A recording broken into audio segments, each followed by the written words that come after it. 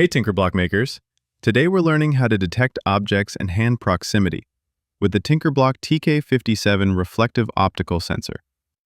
This is perfect for touchless controls, security systems, or any project that needs to sense when objects are nearby. We're using our TinkerBlock setup, the Lonely Binary UNO R3, the Shield, and the TK57 reflective optical sensor module.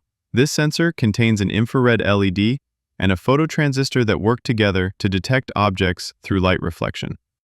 Here's how it works. The infrared LED emits invisible infrared light, and when an object gets close, that light reflects back to the phototransistor. The closer the object, the more light reflects back, and the lower the sensor value becomes. It's like having invisible radar for your TinkerBlock. The sensor provides analog output, so we use analog read to get values from 0 to 1023. Lower values mean objects are closer. Higher values mean objects are farther away. We add smoothing to reduce noise and get stable readings. We set up threshold values to detect different proximity levels. When the sensor value drops below the threshold, we know something is close. We can detect multiple levels: far, medium, close, and very close, giving you precise control over detection sensitivity. In the serial monitor, you'll see real-time updates: raw, 512, smoothed, 498, proximity, close, hand detected. This gives you complete insight into what the sensor is detecting and how close objects are. The beauty of this system is its versatility. You can use it for hand gesture recognition, object detection, or even as a touchless button. Wave your hand near the sensor and watch the values change instantly.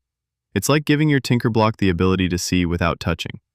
This is perfect for creating touchless interfaces, security systems, or automatic controls.